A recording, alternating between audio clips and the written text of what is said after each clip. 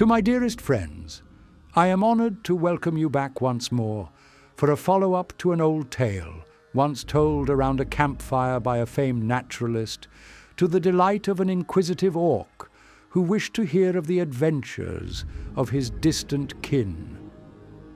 In our last retelling, we explored the strange and savage deeds of several warbosses, with each one being so uniquely deranged that even their fellow greenskins were left scratching their broad brows in sheer bewilderment.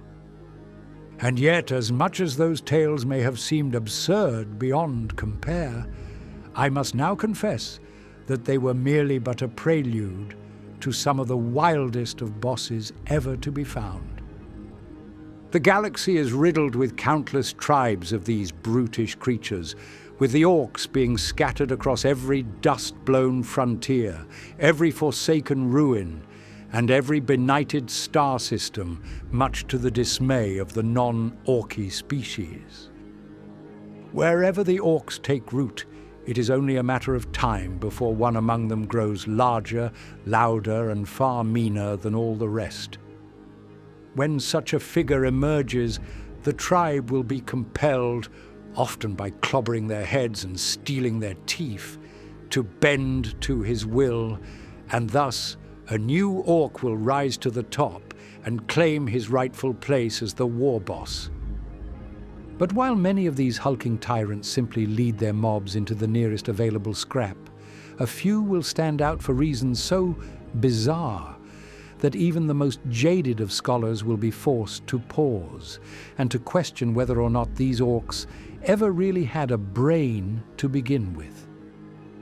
We have previously learnt of several legendary bosses, such as Ghazghkull, whose warpath led him not once, but twice to the fated world of Armageddon, sparking what was perhaps the most destructive war in greenskin history. Yet today, we will be learning of no such figures of comparable infamy. These are not bosses who should be considered as successful, nor effective, nor even as powerful, as they are in fact nothing more than a bumbling assortment of violent buffoons. Some of them, as we will soon learn, are far more obsessed with their own hobbies than of anything else, with their entire warpaths only being launched as a method to obtain new resources to fuel those curious interests. Others, however, are unquestionably mad, likely caused by suffering one too many hard blows to the old noggin, and they should really focus their efforts on hiring a pain boy rather than leading a doomed tribe. But for now, I shall recount this collection of blundering bosses whose deeds are no less ridiculous than they are destructive. So please, my dearest friends, I invite you to sit back and relax as we once again venture into the wilds to learn of some of the strangest, graceless, and downright brainless of the orc warbosses. Of all the oddities to ever stride across a battlefield, few were quite so stubborn or thick-headed as the war boss whom the orcs themselves only ever referred to as Skullsmasha. His obsession was rather simple and unashamedly crude, but he believed with all the clarity of orky logic that by smashing his forehead against an enemy's skull, he could steal their memories, their cunning, and perhaps even their very soul. The theory in his eyes was watertight. After all, when a foe died, their thoughts had to go somewhere, and why would they not find purchase in the nearest cranium? And naturally, the nearest cranium was always his own. Thus, from his earliest days, Skullsmasha went out of his way to knock heads with anyone unfortunate enough to face him. Knobs, rival bosses, human commanders, they all fell before his head-butting assaults, which he would proudly declare as having made him the cleverest and most tactically forward orc alive. His boys, for their part, nodded along, for while they might have doubted whether the boss truly gained any wisdom that way, they could not deny that his broad forehead was most assuredly a devastating weapon. Whole squads were seen to be flattened under the sheer density of his brow, which was said to be harder than the ceramite hull of an Imperial tank. Over the years, Skullsmasha's antics became the stuff of crude legend. One cowardly Imperial officer, cornered and out of ammunition, reportedly surrendered his pistol to the boss in the vain hopes that he would be spared from a vicious cranial assault. Instead, the ORK tossed the gun aside, then roared in delight and promptly caved the man's helmet and skull in with a single thunderous crack of his head. Rising from the corpse, he declared with great pride that he now knew all of the Imperium's secrets, and that he knew exactly where the next great battle could be found. His boys cheered, though it must be said that the only secret he seemed to reveal that day was of how to drool more enthusiastically. But the apex of his cranial-busting philosophy came during the Battle of the Duralis Reach, where Skullsmasha's warband faced the might of an Astartes strike force headed by a venerable dreadnought of the Crimson Hawks. This ancient war machine, boasting several long centuries of service, was revered by its chapter as both a warrior and a relic. But to the boss, it was simply the largest head he had ever seen, and so he let loose a war cry and charged with reckless delight. The duel was a spectacle unlike any other, with sparks flying as the dreadnought swung its power fist, only for the boss to duck low and smash his skull against its armored frame. Again and again, he rammed his forehead into the machine's sarcophagus, denting the venerable casing with every blow, echoing out with a dull thud, clearly audible over the constant thrum of war. His boys cheered madly, convinced their boss was about to steal the memories of a space marine who had lived for hundreds of years. The dreadnought, though a formidable veteran indeed, could not withstand the sheer madness of the assault, and with one final catastrophic headbutt, Skullsmasha caved in its chest plate and with his forehead delivered the fatal coup de grace to the entombed pilot. The field erupted in chaos. The orcs bellowed in triumph, while the Astartes howled in rage at the loss of the ancient brother. But Skullsmasha merely staggered back, swaying aggressively on his feet, in the same way as a grot who has had one too many gulps from a potent mug of fungal beer. His skull was clearly cracked, his vision blurred from the spilt blood, and his ramshackle mind, once simple, if not bizarrely confident, was now beginning to unravel.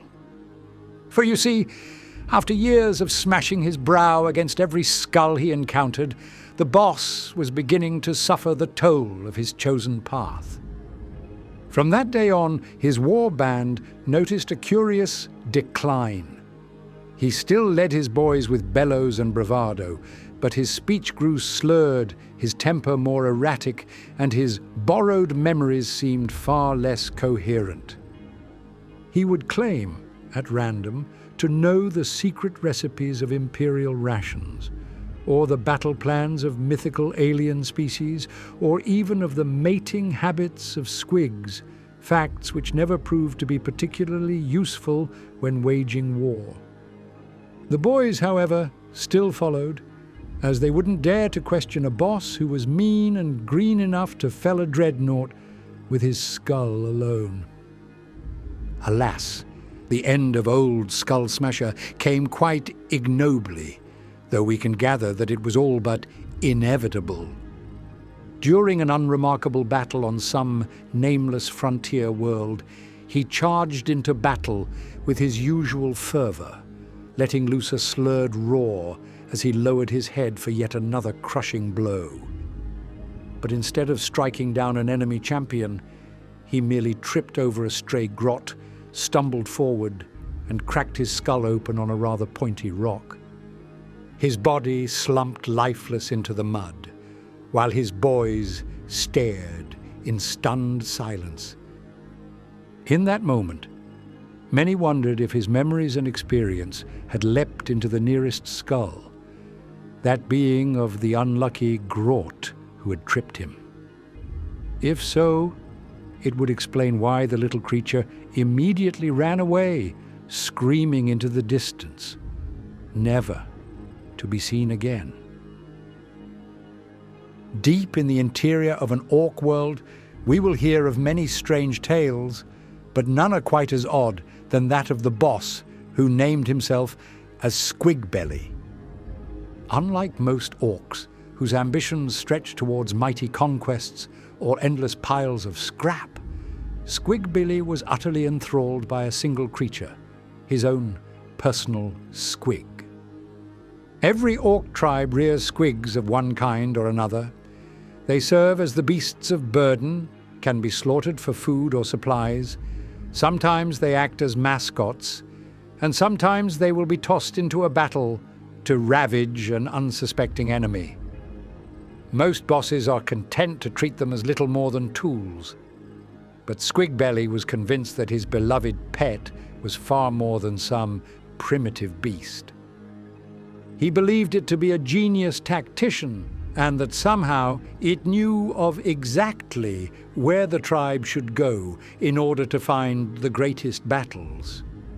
Whenever the squig burped, growled, or snapped its jaws, the boss swore that he could hear some form of strategic wisdom, with there being an entire gang of grots whose sole job was to try and translate the noises into easily decipherable glyphs.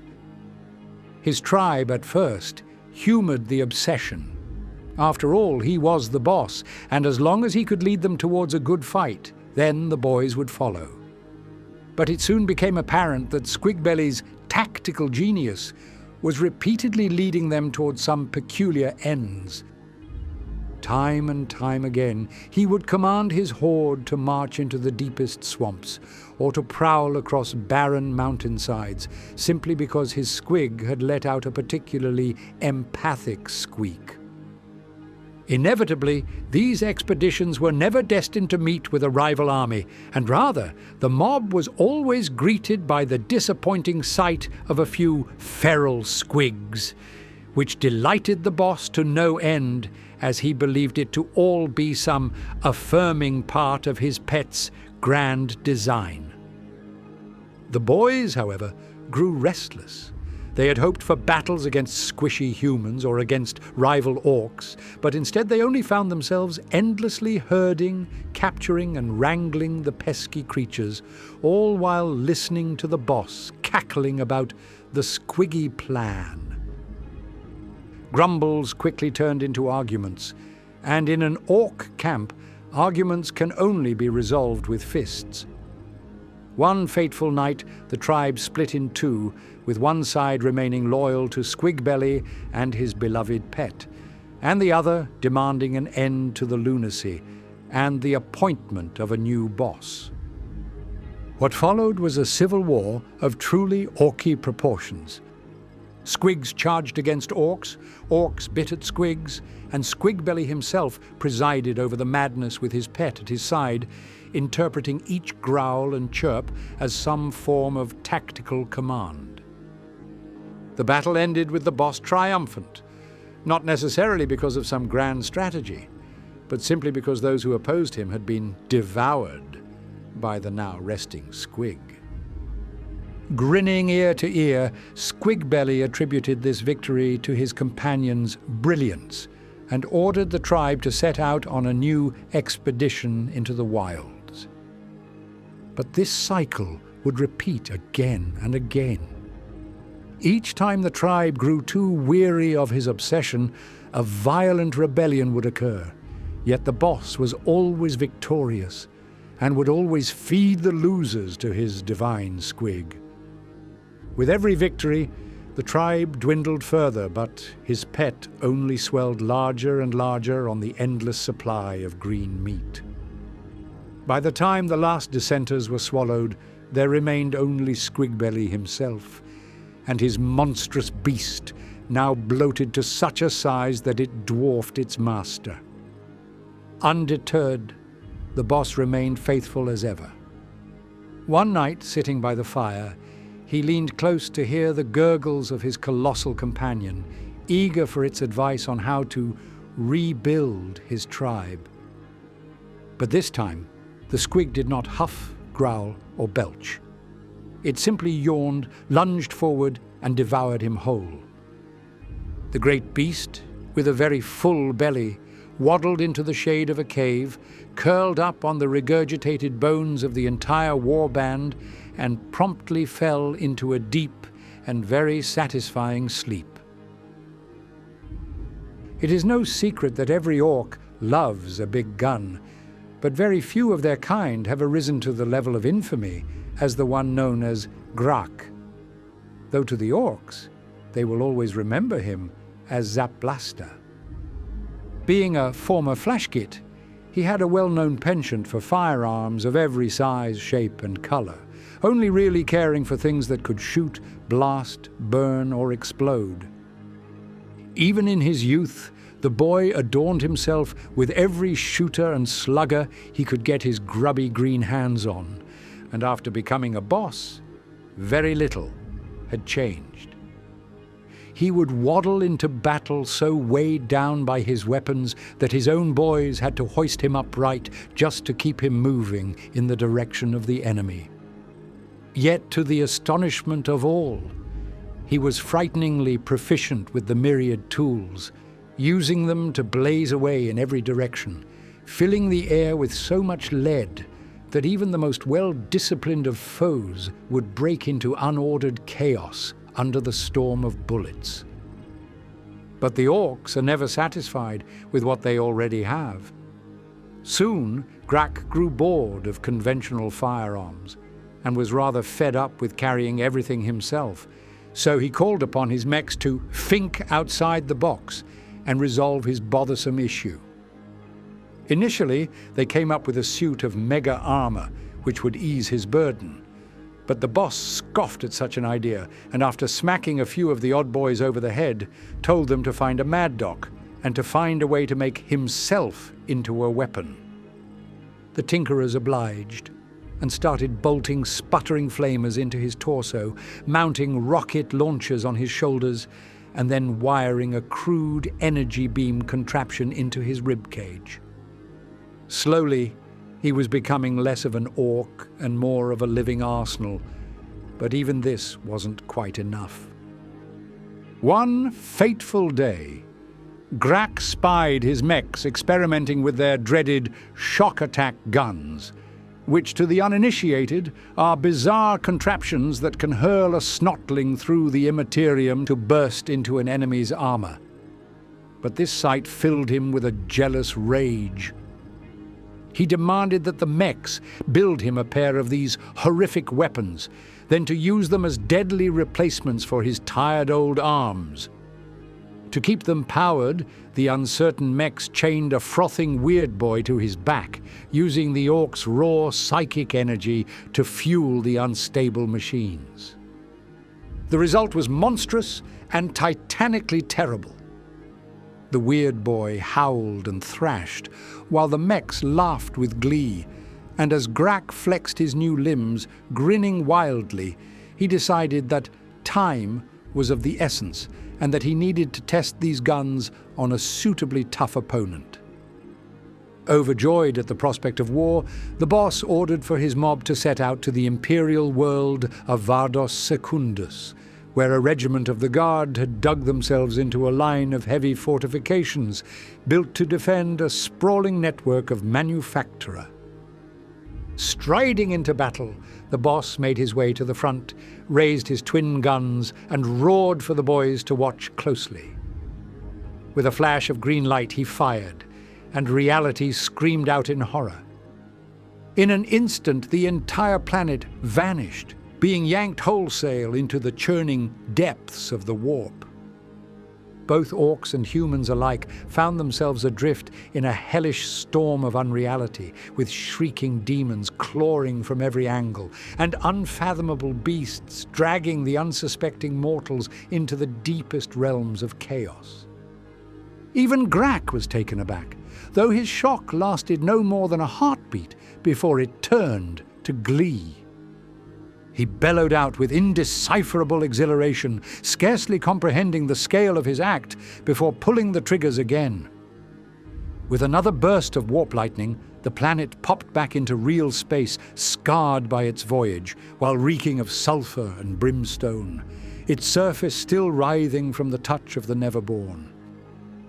The Imperial defenders stared in dumbfounded panic as the orcs howled in delight, until of course the boss fired again, and once more the world blinked into the immaterium. So it went. Back and forth, the entire planet flickering between dimensions as the gun boss laughed himself hoarse, firing wildly at no specific target, as though the fate of the entire world were nothing more than a sick joke meant to amuse a psychopathic beast. But with each shot, the weird boy on his back grew weaker, being drained by the impossible energies coursing through him. Yet the boss was having too much fun to pay any heed to the suffering freak.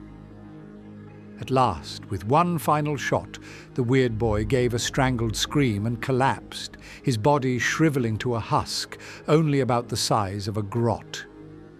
The shock attack guns sputtered and vomited out an ocean of light, promptly fading to reveal that the world was left stranded between dimensions, not fully in real space, yet not entirely lost in the warp. Its surface twisted, its skies boiled with half-formed demons, its seas froze mid-wave, hanging like shards of broken glass above all the doom. The orcs who survived cheered regardless, hailing their boss for giving them a new world of endless carnage. But Grak himself was nowhere to be found. All that was left in his place was of a dark green mist and a few battered components gently twisting through the air. The boys would later say that from time to time, you can still hear his laughter echoing through the ruined world as a booming, broken cackle, drifting between dimensions, as if the boss himself is still firing, still playing with his guns, and still convinced that he had become the greatest weapon in all of existence. But from that day on, in their own retellings of this tale, they no longer referred to him as Grak the Boss, but as Grak Zzapblasta. When it comes to an orc tribe, the boys can get away with pretty much anything they like, so long as they can defend their actions, usually by getting involved in a rambunctious brawl. But if a greenskin has to repeatedly fend off his kin, and if he always finds himself winning, then he will naturally grow bigger and stronger, until he is the toughest of the lot and may proclaim himself as the new war boss. As one notable example of this, there was once a boy who arose to the position of boss after being victimized by the tribe for his peculiar interests. Yet he rose to the top and became the petty warlord, known as Spicegob. Unlike his peers, whose preparations for war consisted of sharpening their blades or overloading their shooters, Spicegob instead insisted upon one sacred ritual before every fight: the making of a stew. He was utterly convinced, with a truly unshakable conviction, that nothing gave an orc strength quite like a bubbling cauldron of mysterious grub. On the eve of every battle, he ordered his grots to haul forward a colossal iron pot, supposedly looted from a mechanicus forge, within which he would hurl squigs, fungus, multicolored slimes, stolen livestock, and very occasionally the unlucky prisoners from their past raid. As the bubbling concoction simmered, he would stand proudly over the pot, murmuring to himself that the fumes alone would put a few chest hairs on a pathetic grot, but that for the orcs, the hunger would make them far meaner, and even a little greener for the fight to come. And in a way, he was right. The stews were thick, pungent, and so violently spiced that they could melt the paint from right off of a tank. When the boys ate, their eyes watered, their throats burned, and some of them even collapsed from being forced to ingest something so vile.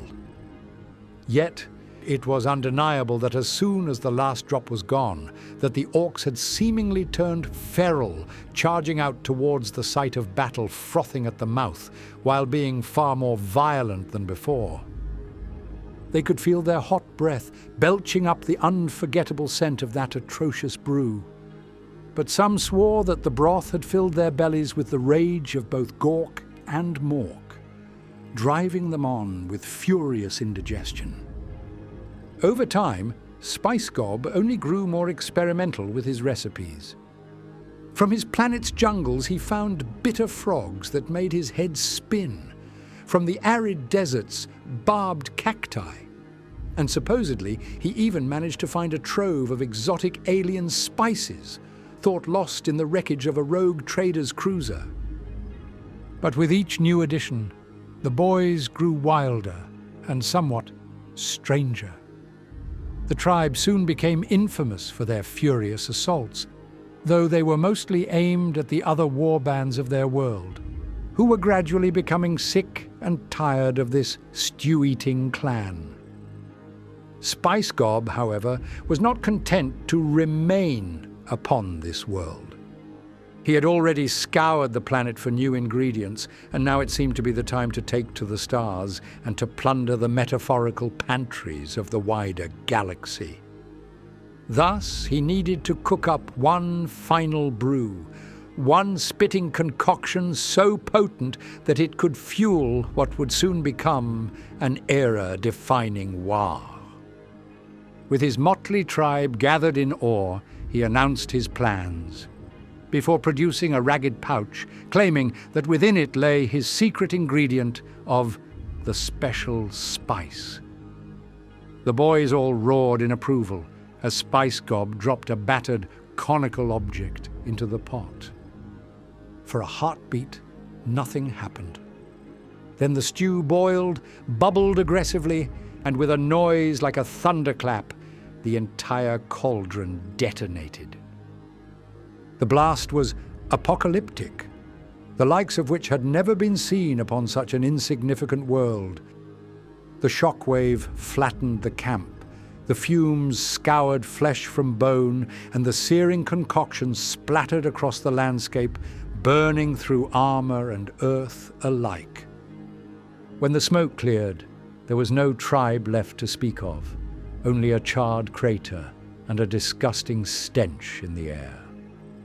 Some would say that Spicegob had procured a spice too potent for even the orcs to stomach, a seasoning so extraordinary that it turned the entire tribe into ash. Others, however, firmly state that he simply tossed in an unstable and volatile warhead, somehow thinking that it would translate its explosive power to the orcs themselves. Either way, the result was the same, and Spicegob was relegated to a life retold only in myth. Our final story today pertains to a war boss whose mind was not filled with the usual vacancy of the greenskins, and rather it was filled with voices. This was Snazbrain, so named because from the day he rose to lead his tribe, he claimed that he could hear the words of Gork and Mork themselves, whispering directly into his skull. The truth, as ever, was not quite so dramatic. In his youth, the soon-to-be boss had demanded that a mech find a way to give him a bigger brain so that he might outwit his rivals and rise through the tribe.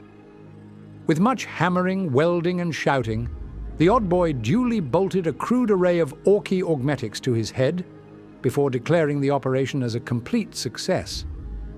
In actuality, he hadn't really done anything to make the boy any smarter, as all he had managed to do was to crudely affix a battered Vox receiver to where most of his frontal lobe used to be.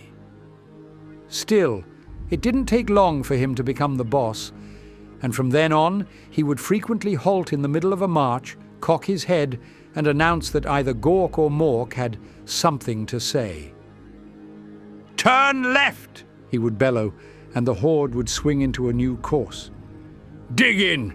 he would roar, and the boys would start fortifying. "Wah!" he would scream, and the orcs would obediently hurtle themselves right into the fray. Inexplicably, these seemingly random orders were in fact bringing the orcs directly to the heart of every battle, and naturally this utterly convinced the boys that the boss had truly been chosen by Gork and Mork. But how was it that the boss knew of exactly where the enemy would be? Was it really some prophetic word? Well, what the Warboss was actually hearing were the distorted orders of an Imperial command post, whose Vox signals happened to match the frequencies buzzing in his cybernetically augmented head. Every request for reinforcement, every desperate call for aid, and every scrambled defensive order was received by the boss and drew him closer like a moth to a flame. But as the years passed, the messages and voices slowly grew fainter. The orcs had succeeded in their conquest, smashing and destroying the Imperial bastions before slaughtering their operators. But now the boss didn't know quite what to do. The augmetics in his brain had started to crackle, and where he once heard clear directives, now he only heard garbled half-sentences, maddening static, and bursts of indecipherable noise. He grew more erratic, more frenzied even, chasing phantom orders into barren wastelands before leading his warband to destroy a series of empty ruins because the gods had told him to. Then, one day, the voices stopped altogether. With a loud pop, the augmetic finally failed, and for the first time in years, the boss sat in total silence. He roared out at his mechs to fix his brain, but alas, they could not. In desperation, he bludgeoned a nearby weird boy in the hopes that it would bring the voices back, but again, this too was a failure. In the end, he declared that his tribe would scour the stars until he found the voices of Gork and Mork once again, proclaiming that he was the true prophet of the Greenskins, not Ghazghkull, and that he would stop at nothing to regain their favor. And so, he led his warband on an endless and aimless war, charging from world to world, destroying settlements and strongholds alike, but never with any clear purpose nor direction, only with the forlorn hope that somewhere, hidden amidst the smoke and ruin, that the gods would speak to him again. And thus, my dearest friends, we close the book on another round of peculiar tales from the wide and unruly world of the orcs. Though these have all been rather comical, with the bosses being quite ridiculous in their own ways, let us be very clear that the orcs are still a brutally barbaric species who will stop at nothing to carve apart the galaxy in their truly terrible wars. For every boss, regardless of how their tale ended, just know that we have omitted the violence of their prior war paths, as they will have assuredly been most abhorrent. So you must realize that despite my portrayal of their kind, that in actuality they are a true plague upon our stars. There are Warbosses who have fueled their tribe by enslaving the populations of many imperial worlds, and tribes who will not bat an eye at eating their human prisoners. And so you should feel no sympathy to the bumbling group who I have presented. But then on the other side of this, some of you might dismiss these stories as nothing more than campfire legends, told by squabbling grots to frighten one another in the darkness of night. Yet time and time again, the galaxy has shown us that for the orcs, no tale is too ridiculous to be true. Their sheer stubbornness, Their appetite for mayhem and their crude imagination will ensure that they can bring whatever absurd desire into reality. For every orc boss who rises, there will be another who falls before them, and in time these bosses will also be replaced by a larger rival, with a plan so foolish that only a greenskin could believe it. And so let us part here with a fond farewell, and with the knowledge that somewhere, out in the sheer vastness of the galaxy, another orc is already stumbling his way into the status of legend. Perhaps he will seek to wage war against a blazing star, or to clobber the Emperor himself, but there will always remain a constant, that they will seek to lead the boys on a truly mighty war. But for now, my dearest friends, I must thank each and every one of you for lending me your ears once more. And I bid you, as always, with a very warm goodbye.